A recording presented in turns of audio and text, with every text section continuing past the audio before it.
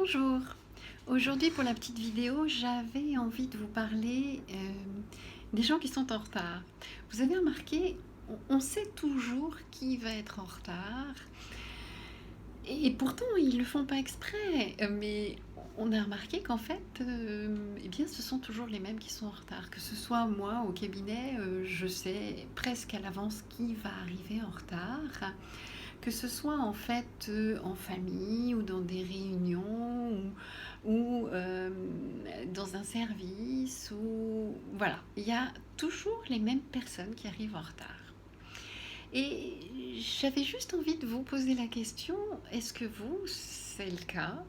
Et puis, qu'est-ce que ça veut dire? Peut-être de se poser la question, est-ce qu'on a tellement besoin qu'on nous attende?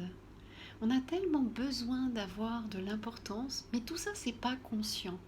La personne n'en a absolument pas conscience. Donc en fait, elle va trouver effectivement toujours au dernier moment quelque chose à faire ou avoir une notion du temps un peu distendue et donc par rapport au trajet ou avoir besoin de tout vérifier avant de partir. Donc il y a toujours des bonnes raisons. Mais j'ai fait partie de ces personnes-là qui étaient souvent en retard, donc je sais que c'est quelque chose qui n'est pas, on ne le fait pas exprès. En revanche, quand on se pose la question, eh bien on voit que ça a une fonction.